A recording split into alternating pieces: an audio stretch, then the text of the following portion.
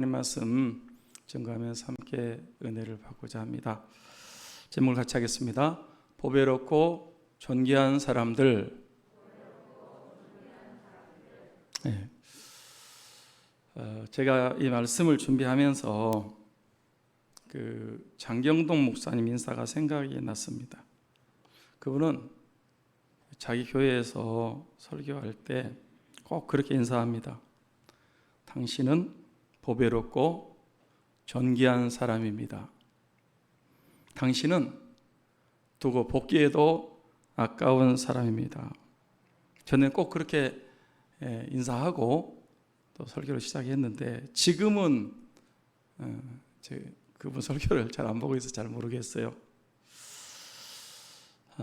본문도 그런 말씀이니까 우리도 한번 그런 인사를 해봤으면 좋겠어요. 옆 사람 보시고 인상 쓰지 말고 활짝 웃으면서 옆 사람 보시고 당신은 보배롭고 존귀한 사람입니다. 이제 파트너를 바꿔가지고 당신은 두고 복기에도 아까운 사람입니다.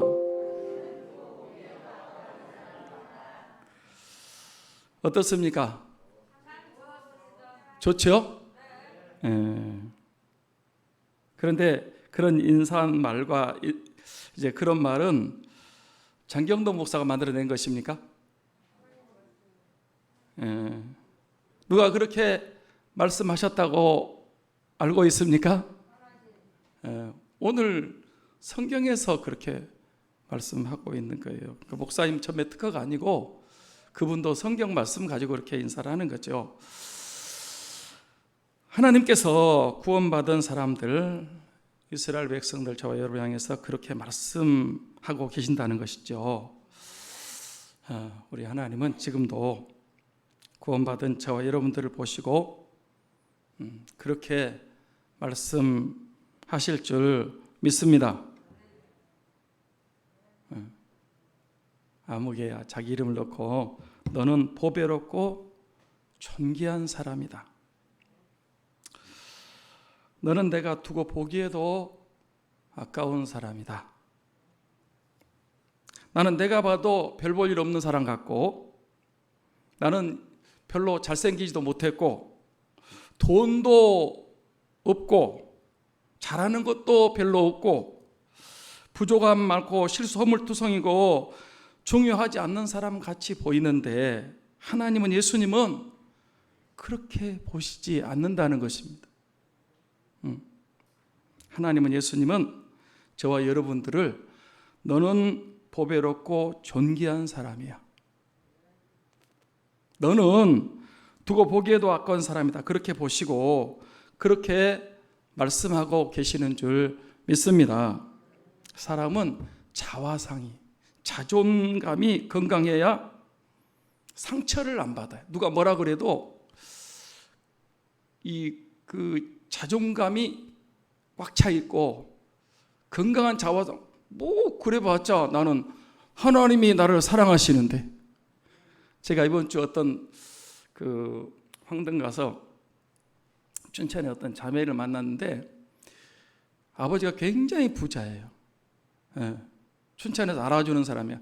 그쪽 지역은 자기 땅 안 밟으면 들어갈 수가 없었대.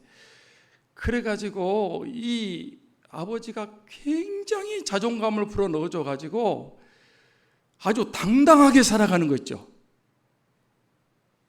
제가 볼 때는 별론 것 같은데 자기는 잘났어.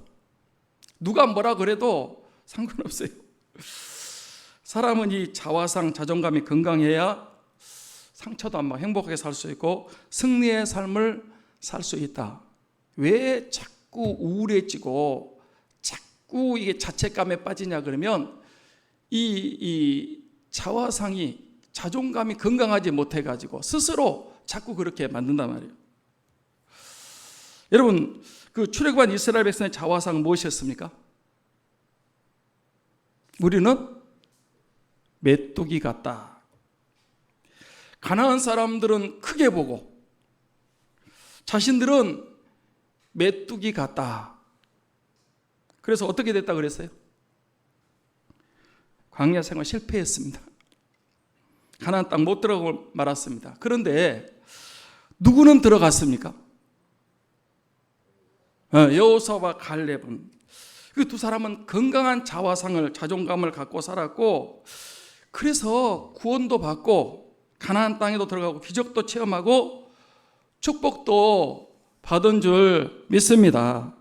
그래서 오늘 예배드리는 모든 분들은 제가 여러분 자존감을 높여준다는 게 아니라 하나님 말씀이 여러분을 보배롭고 존귀한 사람들이라 이렇게 말하고 있으니까 모두 다 건강한 자화상 자존감을 가지고 나는 보배롭고 존귀한 사람이다, 그런 말씀을 믿으셨으면 좋겠습니다. 할렐루야. 옆에 사람들이 말하는 그게 그 정택이 박사가 전에 얘기하는데 우물가로 지나가는데 정택이 못생겨서 그래가지고 40년 동안 그 말씀에 사로잡혀가지고 내가 못생겨. 여러분 우리 하나님 작품이잖아요. 절대 못생긴 게 아니거든. 그래 주눅 들었는데 미국에 유학할 때 그 교수님이 정택이 못생긴 거 아니야? 너무 훌륭해. 그래가지고 사람이 다시 새로워져. 지금은 치유를 그렇게 많이 하는 거예요. 말 한마디 잘못 들어가지고 평생을 눌려 살다가 교수님 잘 만나가지고 너는 그런 사람이 아니다. 너는 거듭난 사람이고 하나님의 자녀고 천국. 그래가지고 사람이 완전히 바꿔졌어요. 아마 그렇지 못했으면 죽을 때까지 그래 나는 못났어. 나는 못생겼어. 나는 별거 아니야. 그러다가 사람 잘 만나가지고요. 자기도 치유되고 치료받고 이제는 다른 사람을 치유하고 다니는 사람이 되는 거예요. 하나님이 저 많이 부족하거든요. 이 말씀 들으면, 이 말씀 읽으면서 제가 용기가 조금 생겼어요. 조금. 하나님 우리를 향해서 너는 보배롭고 존귀한 사람이다 이렇게 말씀하셨어요. 그러니까 그렇게 믿으셨으면 좋겠습니다. 그렇다면 왜 하나님께서 우리를 보배롭고 존귀한 사람이다 하신다는 것입니까? 이유가 있잖아요. 왜 그래요? 이사야 43장 1절 말씀 때문에 그렇습니다. 1절 말씀 한번 보겠습니다. 야곱아 너를 창조하신 여호와께서 지금 말씀하시느니라. 이스라엘아 너를 지으신 이가 말씀하시느니라. 너는 두려워하지 말라. 내가 너를 구속하였고 내가 너를 지명하여 불렀나니 너는 내 것이라. 제가 지난주 이 말씀을 가지고 나는 구원받았다, 저는 구원의 확신을 갖고 있다, 그렇게 말씀을 드렸는데 이 1절 말씀 가지고 제가 종합민주일교회에서 이제 말씀드렸다고 그랬죠. 기억하시는지 모르겠어요. 우리가 저와 여러분들이 왜 너는 내 것이라고 하나님이 하셨다고 그랬어요? 하나님이 창조하시고 하나님이 지으셨어요. 그리고 선택하셨습니다. 또 하나님이 창조하시고 지으시고 선택한 사람을 구속하셨어요. 대가를 주고 샀단 말이에요. 그리고 하나님이 그 사람들을 지명하여 부르셨습니다. 그리고 너는 내 것이라 하나님이 선포하셨습니다. 구원은 전적인 하나님의 은혜입니다. 같이 합니다. 구원은 전적인 하나님의 은혜입니다. 하나님의 작품입니다. 구원을 위해서 우리가 한 일은 하나도 없습니다. I am nothing. 나는 아무것도 한 일이 없어요. 구원을 위해서 하나님이 아무것도, 내가 한 일은 한 개도 없습니다. 하나님이 창조하시고 선택하시고 하나님이 십자가의 피로 보혈로 구속하시고 성령으로 지명하여 불러서 구원받게 하셨습니다. 하나님이 창조하시고 선택하시고 하나님이 구속하시고 하나님이 지명하여 불러서 구원받게 하시고 너는 내 것이다. 하나님의 은혜입니다. 그리고 하나님이 구원받게 하시고 너는 내 것이라고 선포하신 거예요. 한량없는 은혜, 갚을 수 없는 은혜, 내 몸을 애워싸는 하나님의 은혜. 하나님의 은혜, 한량없는 은혜. 구원은 전적인 하나님의 은혜인데, 그럼 우리가 할 수 있는 일은 뭡니까? 없어요. 그냥 믿음으로 받아들이기만 하면 됩니다. 아멘 하고 믿으시면 됩니다. 우리는 내가 뭘 해야 된다라고 생각을 하는데, 하나님은 그게 아니라는 거예요. 하나님이 창조하시고 지으셨고, 하나님이 구속하시고, 하나님 지명에 불러서 넌 내 것이다.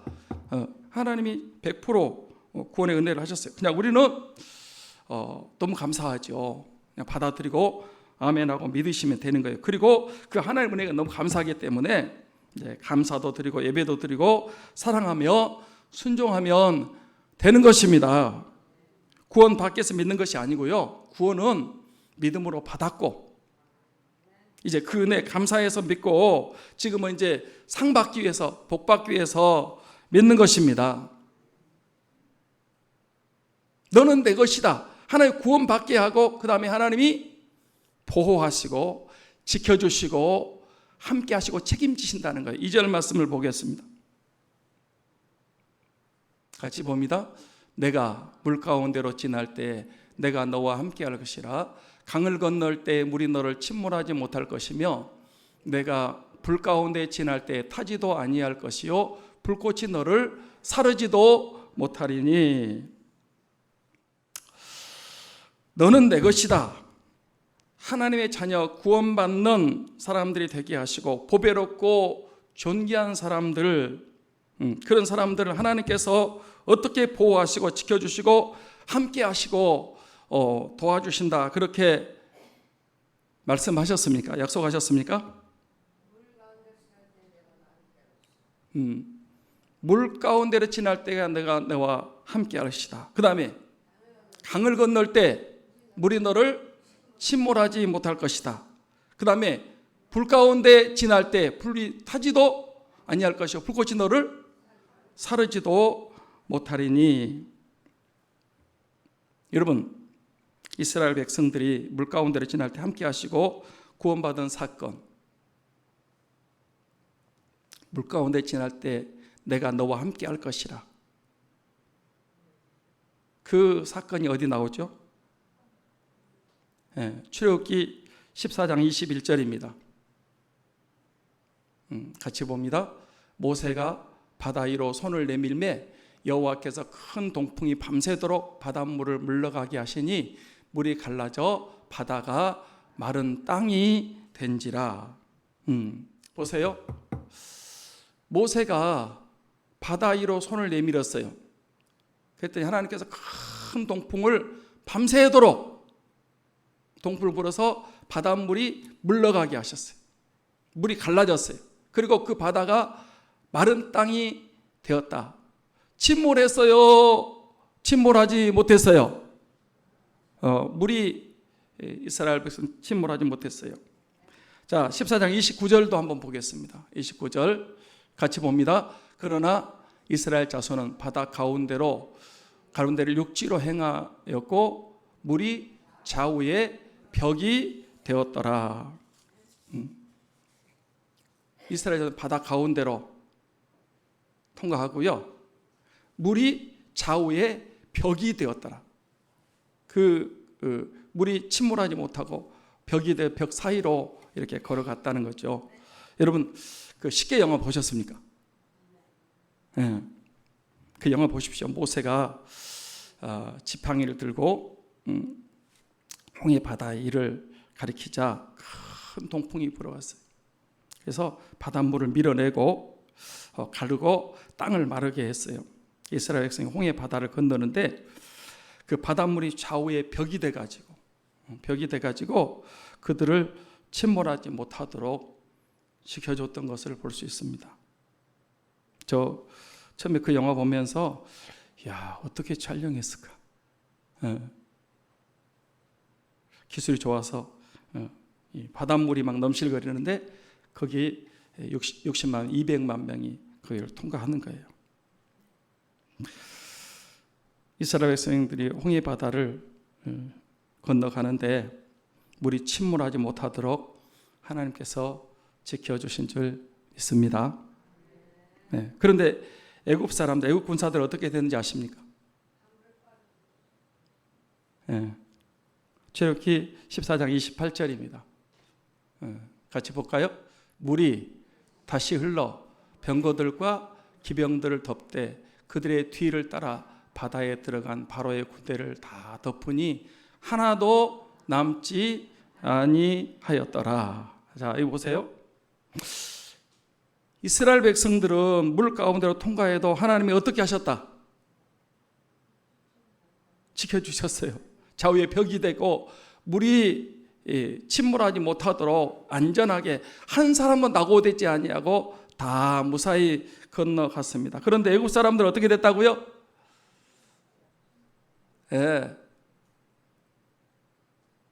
물이 다시 합쳐져 가지고 그 병거들 기병들을 덮되 뒤를 따라 들어간 바로의 군대를 다 덮으니 하나도 남지 아니하였더라. 한 사람도 거기서 살아난 사람이 없었어요. 지금도 원리는 똑같다고 생각합니다. 구원받은 백성들, 택한 백성들, 우리가 세상 살 때 홍해를 통과하듯이 시험도 있고 어려움, 사건, 사고, 질병, 여러분 그런 시련들, 시험들이 있어도 하나님이 지켜주시고 보호해 주십니다. 아멘. 제가 지난번에 강태범 목사님 교통사고 난 것에 대해서 말씀드렸지 않습니까? 그분이 늦은 밤, 그 야밤에 갔다 오다가 운전하는데 급커브를 못 보고 그냥 그 차가 이렇게 직진했는데 큰 구렁텅이에 빠졌어요. 구렁텅이. 차가 폐차가 될 정도로 완전히 망가졌어요. 그런데 그 목사님은 하나도 안 다쳤어요. 다른 사람들이 다 그러더래요. 기적이라고. 반드시 죽어야 되는 사고인데 하나도 안 다쳤다고. 누가 지켜줬어요? 제가 좀 새롭게 하셔서 프로를 좀 이제 시간이 있어서 보고 있는데 제가 거의 지금 190회를 본 것 같아요. 그것도 제가 안 보고 봤다 그러면 안 되잖아요. 제 노트에 보면 1번부터 이름 쓰고 그 사람의 주 간증 내용이 뭔가까지 190회를 봤어요.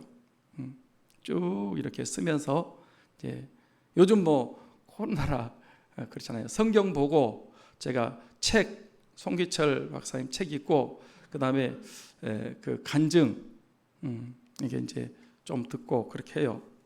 근데 거기 보면 사고 당한 사람들, 병들어서 사형 선고 받은 사람들, 힘들고 고통스러운 가운데 있었던 사람들, 여러 종류 사람들이 나와서 간증을 합니다. 190회 간증이요 다 달라.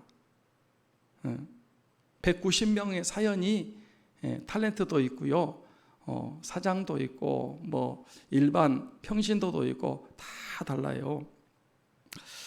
그런데 제가 그 190회를 들으면서 느낀 것 가운데 한 가지가 있어요.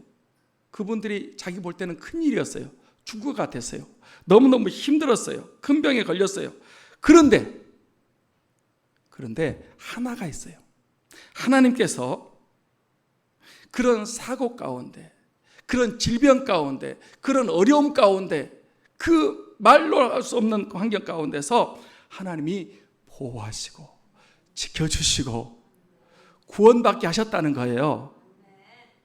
아멘.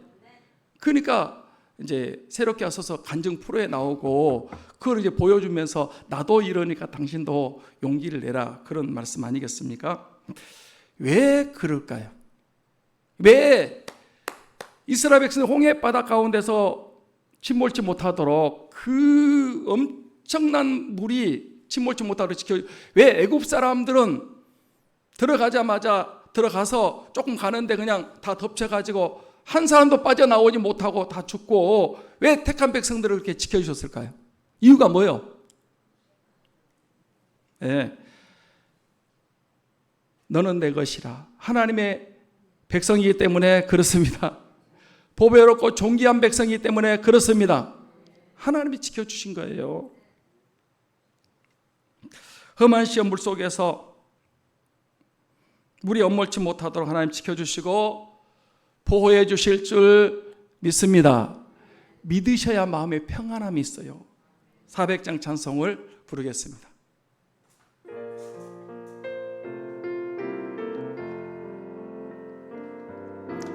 험한 시험물 속에서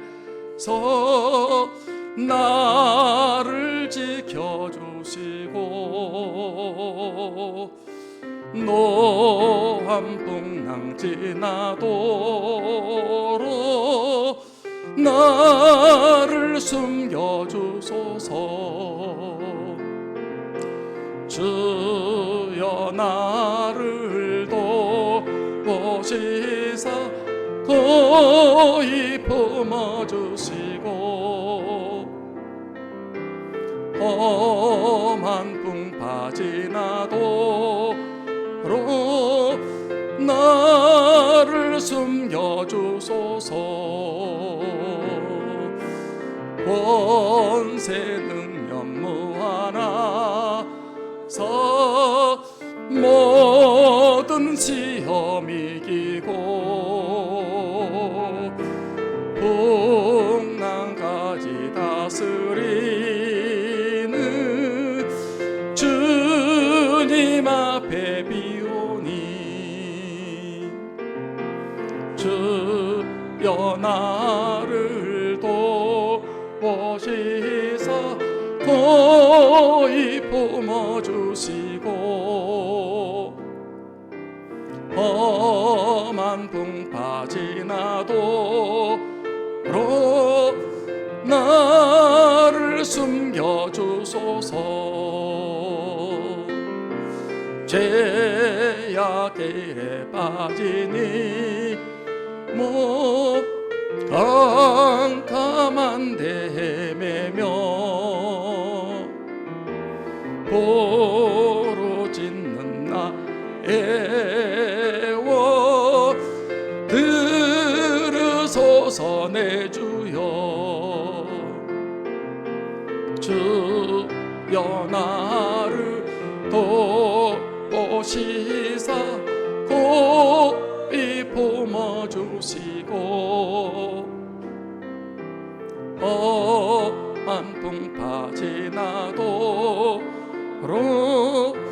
나를 숨겨주소서. 아멘. 왜 하나님께서 물 가운데서 큰 시험과 어려움과 아픔 가운데서 우리를 지켜주시고 보호하신다고 생각하십니까? 하나님께서도요, 자기 것은 철저하게 지키시고 보호하십니다. 왜? 우리가 너는 내 것이다. 하나님의 것이기 때문에 우리가 보배롭고 존귀한 사람들이기 때문에 그렇습니다. 그 다음에 강을 건널 때 너를 침몰하지 못할 것이다 그랬는데 언제 그랬는지 아십니까? 요단강 사건이죠. 여호수아 3장 17절 같이 봅니다. 여호와의 언약궤를 맨 제사장들은 요단 가운데 마른 땅에 굳게 섰고 그 모든 백성은 요단 건너기를 마칠 때까지 모든 이스라엘은 그 마른 땅으로 건너갔더라. 자, 이 요단강 도하 사건, 요단강을 건너는 사건을 지금 말씀하고 있는 게 이제 40년 광야 생활을 마쳤어요. 믿음 없는 사람들은 다 그 가운데 뱅뱅 돌다가 이제 그 멸망 당했고요. 2세대들 믿음 있는 여호수아와 갈렙 2세들이 이제 요단강을 건넙니다. 그런데 그때 그 요단강 물이 얼마나 많이 흘렀던지 언덕에 넘쳐 흘렀더라. 요단강물이 적어가지고 그냥 건넌 게 아니고 요단강물이 이 밖에까지 철철 흘러 넘쳤어요. 그런데 언약궤를 맨 제사장들이 그 요단강물에 발을 담그자, 말씀이죠. 말씀 딱 믿고 순종했더니 위에서 막 철철철 그 엄청난 강물이 딱 멈추는 거예요. 막 벽이 돼 쌓이는 거예요. 그리고 바닥이 말랐어요. 그래서 60만 명, 200만 명이 다 건널 때까지 강물이 침몰치 못하고 하나님께서 막아주시고 보호하시고 지켜주신 줄 믿습니다. 저와 여러분들도 너는 내 것이다, 보배롭고 존귀한 사람이라고 하셨기 때문에 요단강을 건널 때 우리가 이 요단 강물과 같이 힘든 일을 만날 때에 침몰치 못하도록 지켜주시고 보호해 주실 줄 믿습니다. 최근에 그 한 장로님이 그런 간증을 했어요. 그분이 이제 사업을 시작했대요. 그런데 사업이 너무 잘 되는 거예요. 아주 사업이 날로 일치월장 잘 돼요. 그런데 그 지역에 먼저 그 사업을 하던 사람이 있었어. 그 사람은 안 돼. 이 장로님은 너무 잘 돼. 그러니까 공갈 협박을 하는 거예요. 그리고 죽이려고, 해치려고 그랬어요. 그런데 예수 믿는 사람이 보복을 하면, 복수를 하면 안 되잖아요. 그래서 끝까지 하나님 의지하고 참고 인내하고 그랬대요. 그랬더니 나중에 그 장로님 사업은 너무 잘 돼가지고 큰 기업이 되고, 그렇게 힘들게 했던 사람은 그냥 쫄딱 망해가지고 온데간데 없이 사라져버렸다. 우리가 예수님을 믿어도 힘든 일, 어려운 일, 고통스러운 일을 만날 때가 있습니다. 그렇지만 그런 시련의 강물, 고통의 강물, 아픔의 강물을 절대 우리 침몰치 못하도록 하나님께서 지켜주시고 보호해 주실 것을 믿습니다. 예수님 잘 믿어도 병들 수 있습니다. 그래도 안 죽습니다. 병 안 걸리게 하시지만 걸려도 고쳐주십니다. 합력해서 선을 이루게 하십니다. 늘 하는 얘기지만 주인공이 병 걸려 죽어요, 안 죽어요? 안 죽어. 총 맞으면 안 죽어. 교통사고 나면 안 죽어요. 왜요? 주인공이니까. 우리가 너는 내 것이라 주인공이란 말이에요. 보배롭고 존귀한 사람들입니다. 우리 그렇게 하나님이 그렇게 나몰라라 하고 어려움 가운데 한 사람은 아니란 말이에요. 홍해바다에서 지켜주셨고 요단강에 지켜주시고, 옛날에만 그런 게 아니고 지금도 홍해 같은 어려움, 요단강 같은 시련 만나도 하나님이 보호하시고 지켜주실 줄 믿습니다. 아멘 한 사람만 그렇게 될지어다. 안 믿으면 여러분만 손해요. 하나님은 전혀 손해가 없어요. 저도 손해가 없어요. 그 다음에 또 보배롭고 존귀한 사람 어디에서 보호해 주신다고 약속했습니까? 불 가운데로 지날 때 불꽃이 사르지 못한다. 불 가운데서 보호해 주신다고 그랬어요. 불꽃 가운데서 보호받고 구원받는 사람들이 있는데 그 사람들이 누구죠? 자, 다니엘서 3장 22절 23절 말씀을 보겠습니다. 같이 봅니다. 왕의 명령이 엄하고 풀무불이 심히 뜨거움으로 불꽃이 사드락과 메삭과 아벳느고를 붙든 사람을 태워 죽었고, 이 세 사람 사드락과 메삭 아벳느고는 결박된 채 맹렬히 타는 풀무불 가운데 떨어졌더라. 자, 여기 보세요. 다니엘의 세 친구 풀무불 속에 던져졌던 사람이 어떻게 됐다 그랬어요? 그 뜨거운 용광로 수천도 되는 그 용광로 속에 던져진 청년들은 불 속에서, 불 가운데서 지켜주시고 보호하시고 살아났습니다.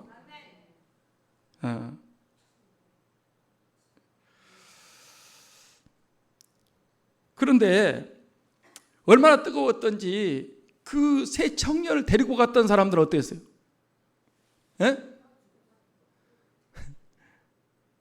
붙든 사람을 태워 죽였고, 얼마나 뜨겁던지 왕의 명예 7배를 뜨겁게 하라 그랬거든요. 평상시에도 이 뜨거운 용광로인데, 풀무불인데, 이 왕이 이 세 청년의 기회를 다시 한번 이제라도 절하면 살려준다고 그러는데 우리는 절할 수 없다는 거예요. 하나님이 지켜주실 것입니다. 그리 아니하실지라도, 풀불에 들어갈지라도 우리는 절하지 않겠습니다 그러잖아요. 그러니까 왕이 화가 머리 끝까지 났어요. 그래가지고 부하들에게 그렇잖아, 뜨거운 풀무불을 7배를 뜨겁게 하라고 그랬어요. 그러니까 얼마나 뜨겁겠어요. 그래, 이 세 청년을 결박해가지고 집어넣으려고 갔던 사람들이 타져 죽어버렸어. 얼마나 뜨거웠던지. 그런데 이 세 청년은 결박돼가지고 도망도 못 가게 그 맹렬히 타는 풀무불 용광로 속에 떨어졌어요. 던져졌어요. 하나님이 불 가운데서, 불 속에서 지켜주시고 보호하시고 구원받게 하신 줄 믿습니다. 느부갓네살이 놀래가지고 세 청년 나오라고 그랬어요. 불 가운데 3명 던졌는데 4명 있었거든요. 신들의 아들 같다고 그랬는데 나오라고 그랬어요. 그래서 가까이 오라고 해서 검사해 봤더니 머리카락 하나도 안 탔네. 옷 하나도 그을린 자국이 없었습니다. 하나님께서 그 믿음지킨 세 청년을 불 속에서, 불 가운데서 완벽하게 보호하시고 지켜주시고 구원받게 하신 줄 믿습니다. 그 다니엘의 세 친구의 하나님이 저와 여러분의 하나님이신 줄 믿습니다.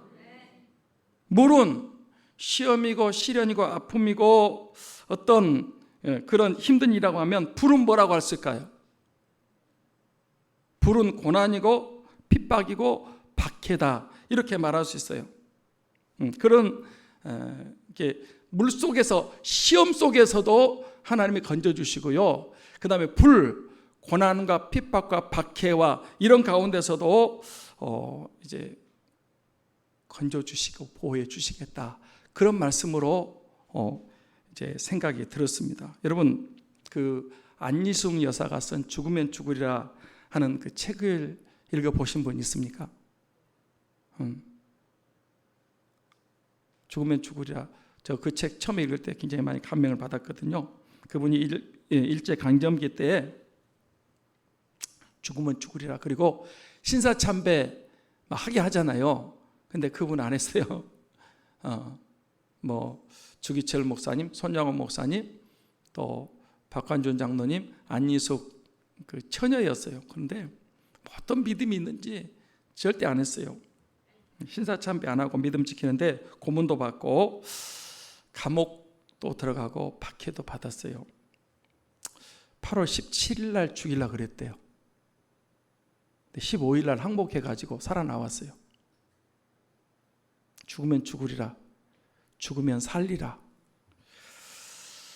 그런데 그 핍박 가운데 하나님이 감옥 속에도 지켜주시고요, 죽음의 위기도 8월 17일 날 죽이려고 계획을 세웠는데 15일 날 일본이 항복해가지고 살아나왔다니까. 하나님이 그런 핍박 가운데서도 지켜주신 줄 믿습니다. 앞으로 말세에 큰 고난과 핍박과 박해가 있을 거라고 그랬어요.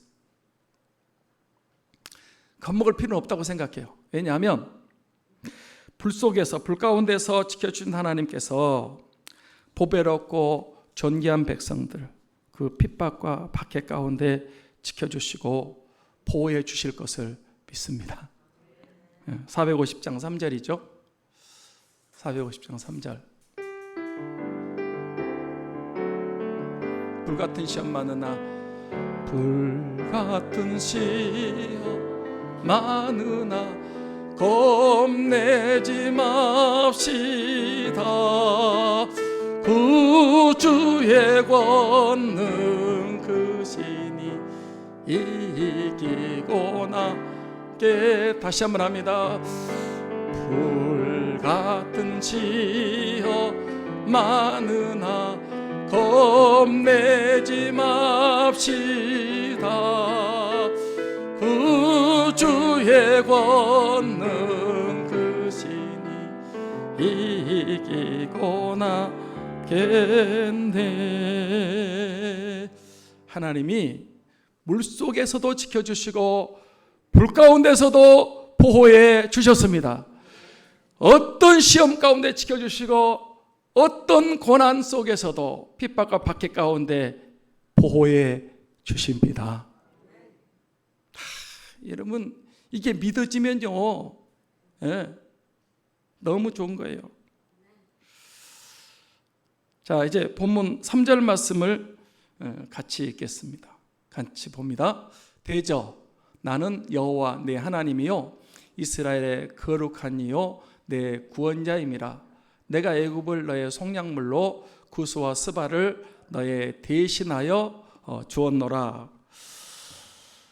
여기 그 보배롭고 존귀한 사람들을 위해서 하나님께서 이 3절에서는 어떻게 하신다는 겁니까? 애굽을 너의 속량물로 구스와 스바를 너를 대신하여 주었노라. 이 말씀이 무슨 뜻이냐면요, 이사야서는 앞으로 바벨론에서 구원받을 것 예언하고 있는 말씀으로 해석하는 것이 바른 해석입니다.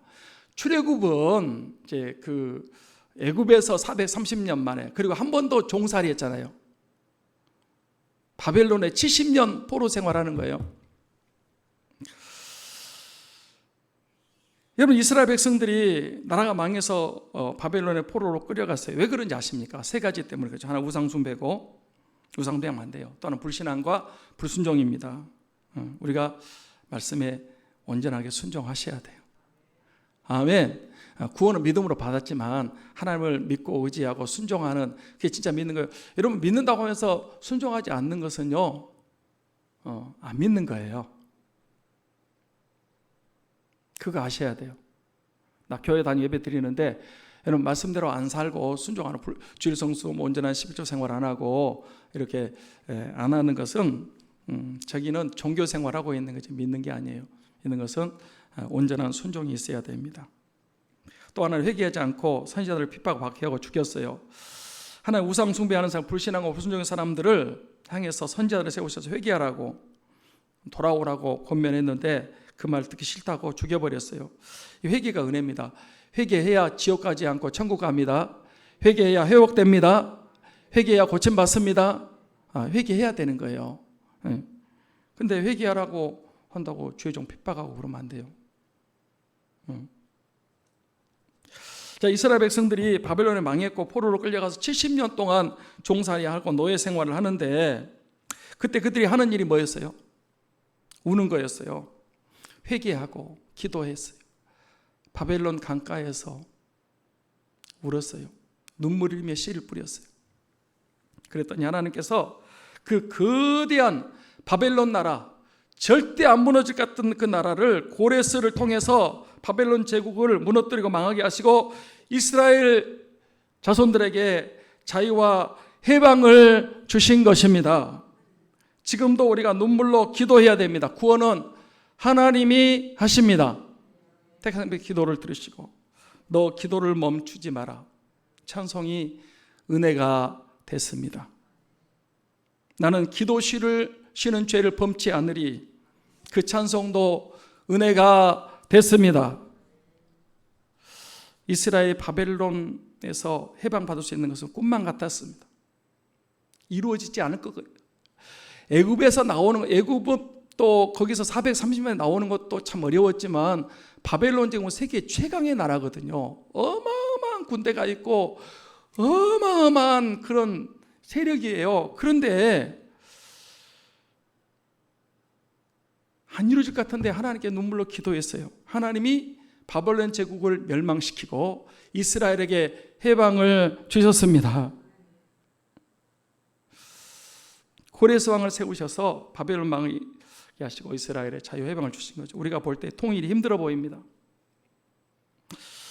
북한이 자유와 해방을 얻는 것 불가능하게 보입니다.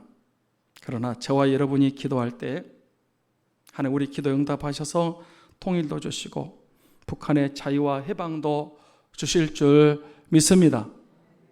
그때 이스라엘이 바벨론에서 포로에서 그 종살에 나올 때 하나님이 애굽을 속량물로 구스와 스바를 대신하여 주었다, 이런 말씀 뭐냐면 이 바벨론이 멸망하니까 애굽도 나라가 회복되고 구스와 스바도 회복되고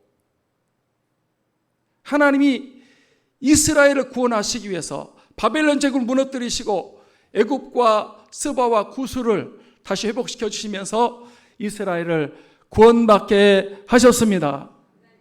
여러분, 우리 하나님이 어떤 분이신 줄 아세요? 하나님의 그 섭리는요, 우리가 다 짐작할 수 없어요. 하나님 저와 여러분의 구원을 위해서 다른 사람까지 역사하게 하시는 줄 믿습니다. 끝으로 4절 말씀 보고 마치겠습니다. 같이 봅니다. 내가 내 눈에 보배롭고 존귀하며 내가 너를 사랑하였은즉 내가 네 대신 사람들을 내어주며 백성들이 내 생명을 대신하리니.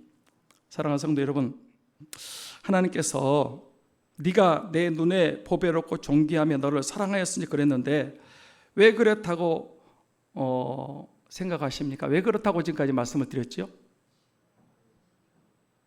너는 내 것이라. 하나님의 자녀들이고 천국 백성들이기 때문에. 아멘. 하나님이 우리를 창조하시고 하나님이 구속하시고 하나님이 지명하여 불렀기 때문에 우리는 하나님의 자녀란 말이에요. 그렇기 때문에 하나님은 네가 내 눈에 보배롭고 존귀하고 내가 너를 사랑한다는 거예요. 제가 그 오래전에 박조준 목사님이 이제 그 말씀 중에 그런 얘기를 하는 것을 들었습니다. 그 박 목사님이 이제 그 미국과 한국에 왔다 갔다 하는데 미국에서 한국에 오실 일이 있어가지고 비행기를 탔대요. 그런데 이제 바로 옆자리에, 비행기 바로 옆자리에 한 남자분이, 연세 있는 남자 미국 사람이 앉았는데 이제 그분하고 이제 그 어쩌든지 미국에서 한국까지 이제 비행기 타고 옆자리에 앉아가지고 같이 오는 거예요. 근데 미국에서 한국 오는데 오래 걸리잖아요, 시간이. 태평양 건너오는데 뭐 보통 한 13시간, 14시간, 많이 걸릴 때는 한 20시간도 걸리고 그런다 그래요. 근데 옆 사람하고 같이 탔는데 이제 옆 사람이 자꾸 자기 포켓에서 사진을 하나 꺼내보고 한참 들여다보고 웃고 집어넣고 또 한참 오다가 또 그 사진을 꺼내가지고 또 쳐다보고 웃고 또 다시 집어넣고 그 일을 이제 비행기 타고 오는데 반복하는 거예요. 그래서 박 목사님이 옆 사람이니까 궁금해서 뭐 물어봤대요. 미스터 뭐 이제 그 자기 이름 부르면서 당신 아까부터 웬 사진을 그렇게 보고 웃고 다시 집어넣고 그러냐고 그랬더니 그분이 그러냐고 정색을 하면서 그 자기 이 호주머니에 있는 사진을 꺼내면서 보여주면서 이게 내 손자인데 얼마나 잘생긴지 모른다고 자랑을 하면서 내가 손자가 보니까 너무 기뻐가지고 이렇게 보고 또 집어넣고 또 잊어버릴 만하면 또 보고 그런다고 그래서 자랑을 해서 그래서 이제 한번 내 손자한테 한번 보라고 그래서 그 사진을 봤대요. 어린이들은 보통 통통하고 예쁘장하고 귀엽고 예쁘잖아요. 미국 애들은 더 예쁩니다. 인형같이 생겼어요. 근데 박 목사님 볼 때는 세상에 그렇게 못생긴 애는 처음 봤다면 못생겨도 그렇게 못생겼어. 코는 들창코에다가 입은 하마입이고 눈은 뱁새 눈이고 하여튼 못생겨도 지금까지 애들을 봤는데 그렇게 못생긴 애를 본 적이 없대요. 그런데 그 옆에 있는 분이 이 박 목사님 사진 보고 있는데 물어보더래요. 우리 손자 잘생겼지요? 그럴 때 뭐라고 그래야 돼? 못생겼다면 상처받아. 우리 손자 잘생겼죠? 그러니까 아유 손자 잘생겼어. 장군감이라고. 그랬더니 그 옆에 있는 분이 너무너무 좋아하더라는 거예요. 자기 손자는 못생겼어도 그렇게 잘생기는 게 보이는 거예요. 왜? 내 손자니까. 고슴도치도 누가 이뻐? 자기 새끼는 이쁘다는 거예요. 하나님 아버지께서 저와 여러분을 왜 보배롭고 존귀하다고 하시면서 사랑하신다고 말씀하시는 거예요? 하나님의 자녀니까. 하나님의 눈에는 우리밖에 안 보여. 너는 내 것이라. 하나님의 자녀요. 여러분, 우리가 볼 때는 우리가 별거 아닌 것 같아. 얼굴도 못생기고 키도 작고 잘한 것도 별로 없고 돈도 없고. 그래도 하나님은 그렇게 안 봐요. 우리 속에 있는 영혼을 보십니다. 저와 여러분은 하나님께서 보배롭고 존귀한 사람들이라고 선포하셨습니다. 왜요? 하나님이 창조하시고 지으시고 선택하시고 십자가의 보혈로 구속하시고 성령으로 지명하여 불러서 너는 내 것이다 하나님의 자녀가 되게 하셨는데, 세상은 우리를 무시하고 함부로 대하고 욕하고 우리를 멸시하고, 그래도 하나님은 저와 여러분들을 절대 그렇게 보지 않고 너는 내 것이다. 너는 보배롭고 존귀한 사람이다. 너는 내 자녀다. 하나님 우리를 귀하게 보시는 줄 믿습니다. 너는 내 눈에 보배롭고 존귀하며 너를 사랑하였은즉. 하나님 아버지는 우리를 보배롭고 존귀하게 보시고 우리 한 사람 한 사람 영원한 사랑, 변함없는 끝없는 사랑으로 사랑하시는 줄 믿습니다. 당신은 사랑받기 위해 태어난 사람 한번 부르고 마치겠습니다.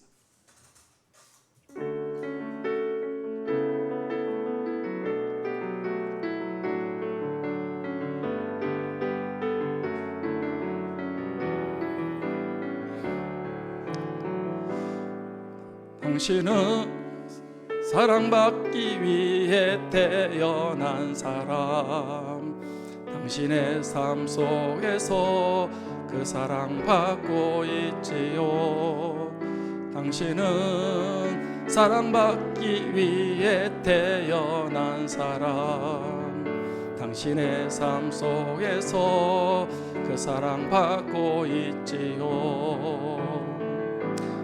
태초부터 시작된 하나님의 사랑은 우리의 만남을 통해 열매를 맺고, 당신이 이 세상에 존재함으로 인해 우리에게 얼마나 큰 기쁨이 되는지.